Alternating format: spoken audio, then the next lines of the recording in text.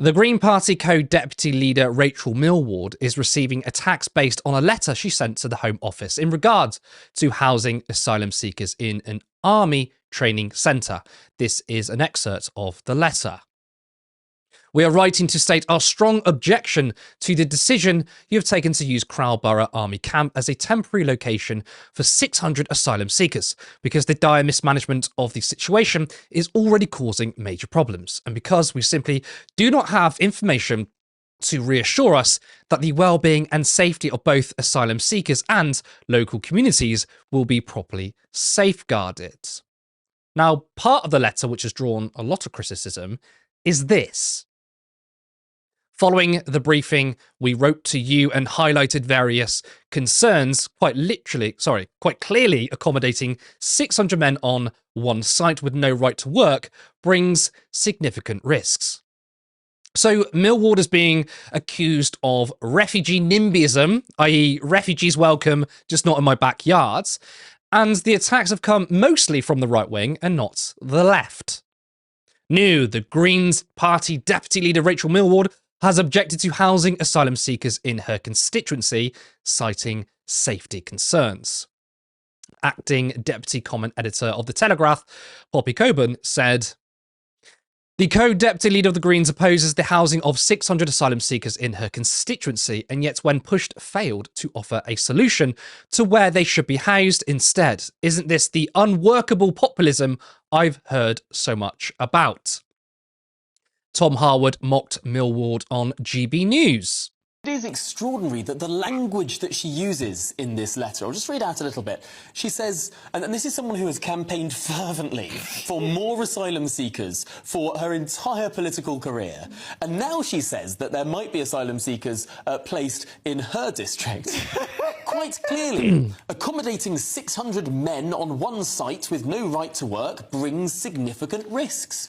So for her entire political life, she's been campaigning for more and more asylum seekers in this country. And now as soon as they're in her backyard, she says they bring significant risks. Now, this image has been making the rounds. What you can see on screen is a poster with obviously Rachel Millward. It says, say it loud, say it clear, refugees welcome. And then they photoshopped in, just not around here, please. GB News host Patrick Christie's said, the co-deputy leader of the Green Party doesn't want to house a load of asylum seekers in her constituency. I had a brief interaction with him, and this is what transpired. I told him, you're being misleading. The party doesn't want refugees kept in a military base. It literally says so in black and white. He responds by saying, I note she's not offering to house them in her own home or her constituents' spare rooms. It's almost like people who vote Green say refugees welcome, but when they want them to be welcomed somewhere else. I then say, that's a nice pivot. And this is the thing, right? Those attacking her are not going after the arguments on their merits. It's quite clear, she opposes and the party opposes keeping asylum seekers in an army base. Yet many are ignoring that and jumping to the comment about 600 men posing a risk. But that isn't how people on the right were narrativizing this, right? They have attacked her for not wanting refugees in the area. And the interaction with myself and Patrick is me pointing that out. And then suddenly they pivot to something else. Now, look, if people want to criticize Millward for that comment, then fine. But her position has been misrepresented. Now, Millward says that she thinks it's a risk by putting hundreds of people into an army base and that it's not appropriate. You may disagree, right? But that's the party's position. This is far different to what the right are claiming, that she doesn't want refugees in her area. Now, earlier on today, I caught up with Rachel Millward to discuss this letter. Rachel, what do you make of the response to this letter?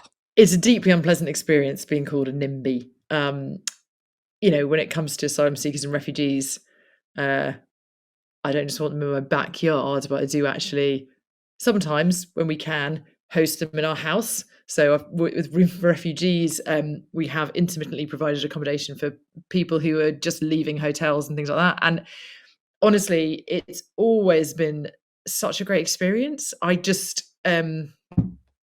It's just great to get to know people and hear people's stories and, find out where people are coming from and make those kind of connections. And I've only had positive experiences with that. And so, it's not something I enjoy, being called a NIMBY when it's absolutely not who I am. So very clearly, I would love to be welcoming more asylum seekers and refugees to this area.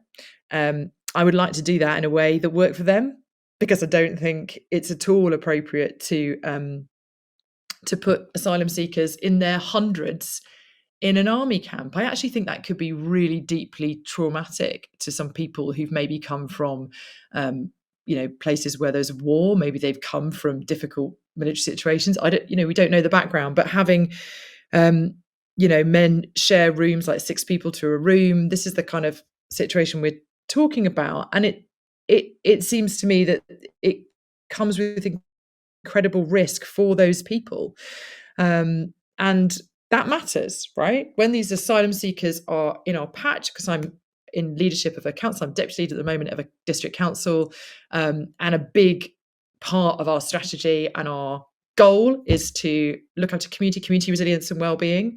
That is going to include that asylum seeker community. So it completely matters to me how that housing happens, if you can call it housing, in a camp. And I don't think this is the right move. I think it's a political move to appear tough guy, for Labour to say, oh, everyone's going a bit reformy and they don't want immigrants, so we need to, because hotels, it sounded like luxury. No, I go to a hotel on holiday. How dare they have a hotel? And so they're going, well, we'll do something tougher then. So it's all very it's very performative, because actually it costs exactly the same as the hotels, but it solves none of the problems. It sort of exacerbates them, doesn't it? We have had hotels in this area, and tragically, a couple of years ago, there was a suicide in one of them. And it's, when you read about it, it's clear that some of the signs were missed and maybe it could have been avoided. And the company that will be managing the camp is Clear Springs. If you read the record of Clear Springs, it's not great. I mean, it's bad. And they make a huge fat profit out of running these sites. So is it NIMBY of me to feel uncomfortable with all that? I don't think so. And the other aspect of it, which has been honestly astonishing to experience up close and personal, is the Home Office and how they've behaved in all this. They have not communicated with communities at all. So it was leaked from the Home Office, who knows, hit the press. They had promised that they would do community engagement, that they had a communications plan, that they'd learned from previous mistakes. It's very clear, the evidence is very clear, that when you really explain to communities first, the whole thing works a lot better if you're going to do this kind of thing. Did they? No, it just dropped. And then there was this total vacuum. And guess what filled the vacuum? A lot of fear, a lot of hate, a lot of misinformation. We've been utterly framed by a Conservative MP. I mean, I can't even begin to explain how completely she is framed. We're the only non-Conservative authority in the area. So guess who she decided to say was to blame? And deeply irresponsible. I was at a public event on Monday night that she was chairing, and honestly, just, you'd think it was the goal to whip up anxiety. It's like, so there are a lot of people who are being whipped up to object to this site because of fear and misinformation. I'm objecting to it because I think the situation, in terms of that misinformation, now makes it less safe for all of us. There will be far-right agitators on the way. There are protests a go-go. You need to have a much better relationship with community to effectively do this kind of thing. And fundamentally, I do not think we should be housing asylum seekers in camps. And people say, well, what should we be doing? And I'm like, well, asylum seekers should have the right to work. And that would mean that people could come and they could integrate into our society. They could bring skills that we need, actually. These, there are doctors and surgeons and, barbers and all sorts of different people. And they could come and bring those skills and integrate into our society and then pay their way and have that dignity and contribute that tax and contribute. And that would be better for their well-being and better for our communities. Having hundreds of people on one site who've all been through serious trauma recently is clearly a high-risk situation in various different ways. It would be much better if they were more integrated. So that's not a NIMBY position, is it? That's a please, let's welcome people properly position. And the other thing is that, Yeah, I'm sick of the narrative locally. They're illegal. It's as if we're talking about 600 criminals just sort of being dropped there. And no, these people are not criminals. They did not have another way to seek asylum other than to come here and then ask for it, because that's the decision of previous governments. They couldn't go to their embassy and seek asylum as you could in times gone by. So they're not illegal. They're pursuing their legal, like international right to seek asylum, and they'd be fleeing really difficult situations. So I'm sort of sick of that narrative. But we need safe routes that people can seek asylum before they come, and then it will really get rid of this backlog. We could also identify places that we know already to be really dangerous. We know the situation is bad. We know that people are wanting to get out, and we could give those people asylum pretty much automatically with some very basic checks. And that would speed it up. We did that with Ukraine, didn't we? We know we can do it. And actually, this area, I think, had more people involved in homes for Ukraine than almost anywhere else. We also, the same camp was actually used for 250 Afghan refugees in families, different sort of situation, when it worked well, and the community did in fact get really involved. So this has been, there's a lot of fear, there's a lot of misinformation. It didn't have to be that way. It could have been handled better. And fundamentally, we need to reform the asylum system radically. Yeah, so this became a story in of itself with the letter. People jumped on it, particularly the right wing. Are you saying that they completely misrepresented your position? Because they were trying to say, well, look, we don't want 600 asylum seekers in an army base. And their attack on you was, oh, well, you're happy for the country to take refugees, but not in our area. So you saying that is not what you're saying, and they completely misrepresented you? Yeah, because I don't think an army base is appropriate in any area.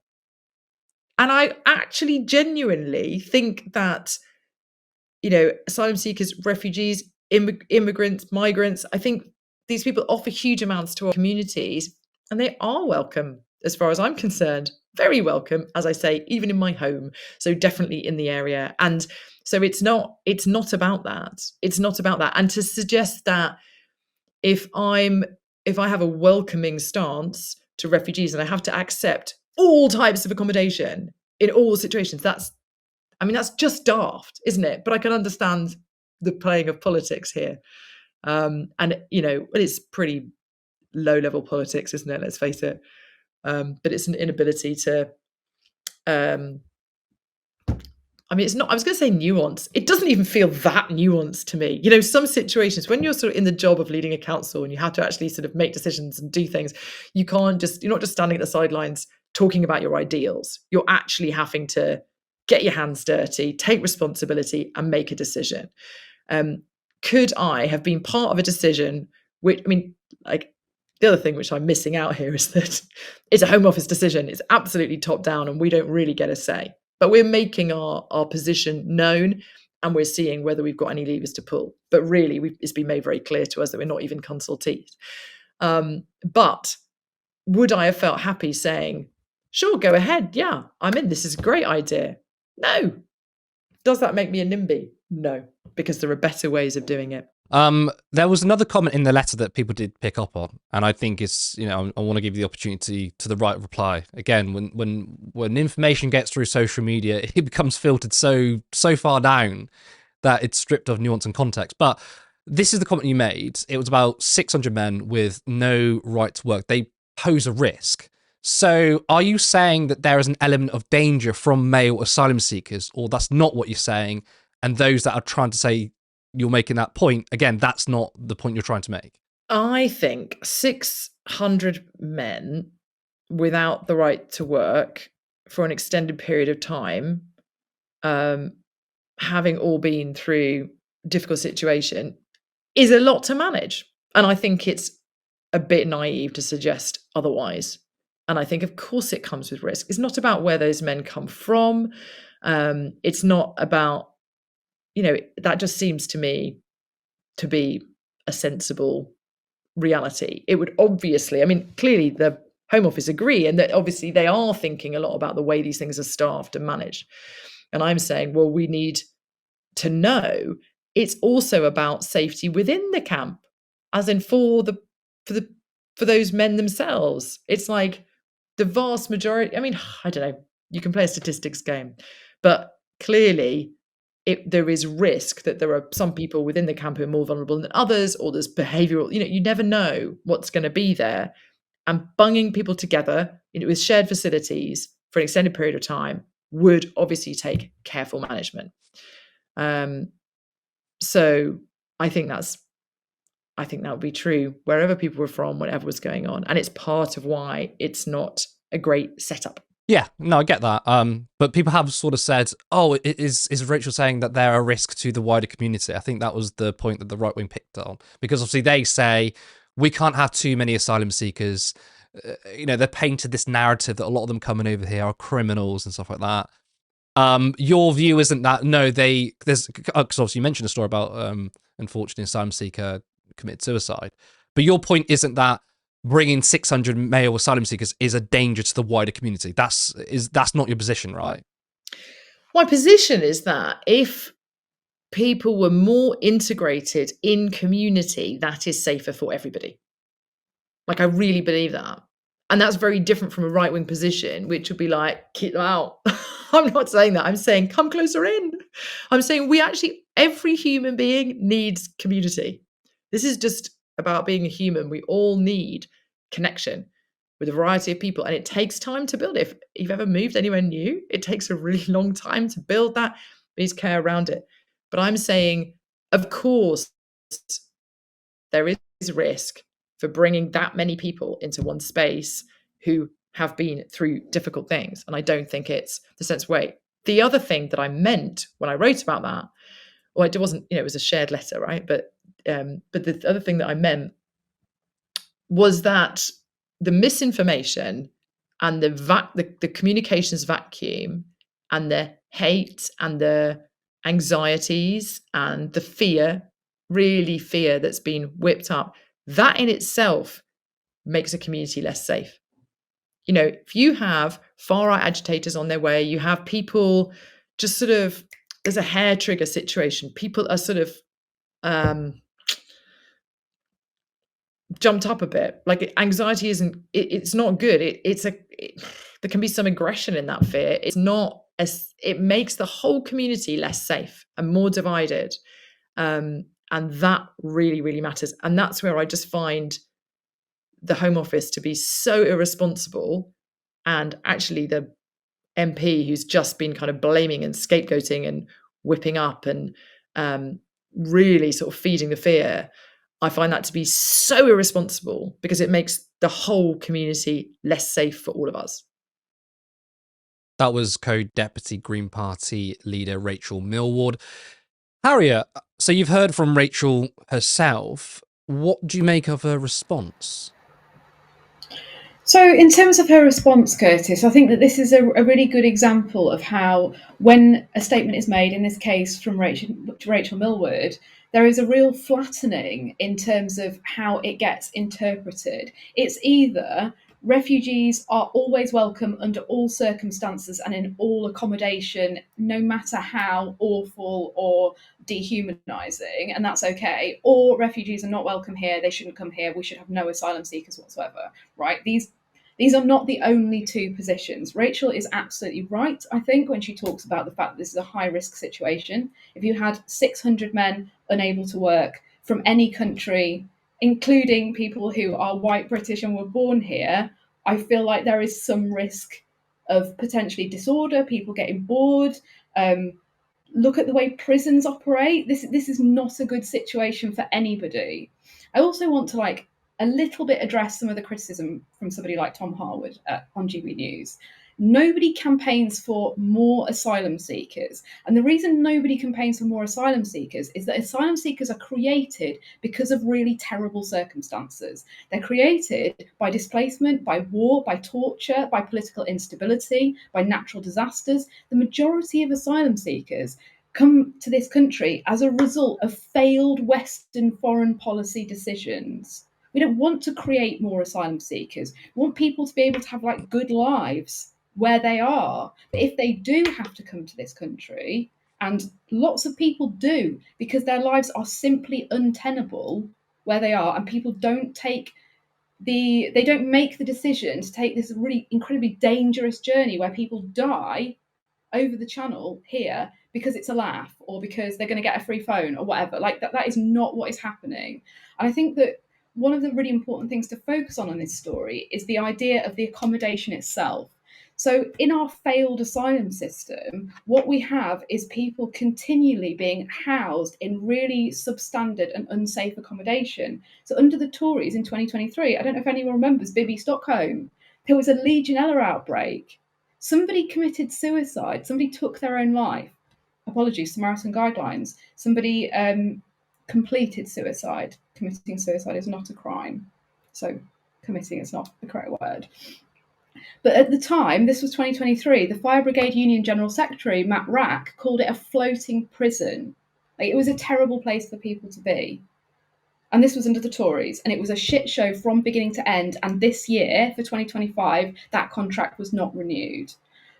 But then we have things like asylum hotels, which are constantly, it seems to be, in the news. And we have 3 home office providers for asylum hotels, and they made a combined profit of nearly £400 million over 5 years. That is £146 per minute over 5 years. So in terms of this crisis and our very failed asylum system, we have some people who are getting very rich off the accommodation that they are providing, and then we have the most vulnerable people in this situation getting all the blame and being scapegoated. And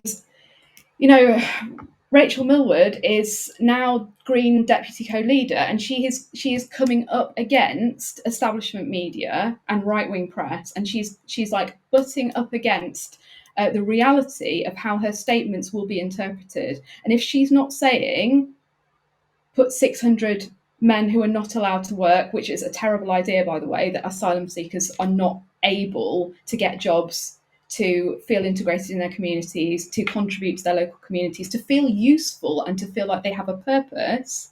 If she's not saying that that's okay, then she must be going back on all her principles. And it must be like, not in my backyard. I like refugees and asylum seekers, but not near me. And I think that she came back on that quite well in her conversation earlier with you, Curtis. And I think she was able to say, I actually do welcome refugees and asylum seekers into my home, which, if she does that, that's an amazing thing. And it does sort of refute this narrative from the right that people on the left say things but don't put them into practice. The idea that, you got to, house refugees yourself. Why don't you go and do it? First of all, it's kind of one of them gotchas, because a lot of us haven't done that. And that's okay, by the way. And I think that's kind of where the conversation ends. But it's a systemic thing. We want policy change. We don't want more people to take in refugees. We want there to be accommodation. And secondly, I think where Rachel was bang on is this is a nuanced discussion, especially when it comes to 600 men. And the idea that these people don't get to work, they're put in pretty poor conditions, grouped together with maybe 5 or 6 other people in a small room. There's going to be this testosterone, there's going to be anxiety, maybe anger, but that's nothing to do with being an asylum seeker. Round up 600 Brits and you're going to get the same. Yeah. So I thought that was a really good answer from her. It was a well sort of thought out response as well. But this is the thing from the right wing and the right wing media is they have to strawman our arguments in order for them to make themselves look better, right? They have to say this is what the left want. Right. And again, Harriet, you're right. The left doesn't argue for more refugees. You nail the point where fundamentally refugees are a bad thing because that means it comes from war or genocide, things that we are facilitating, from climate refugees. And by the way, when it comes to climate change, which the right wing want to ignore, it's going to create more refugees.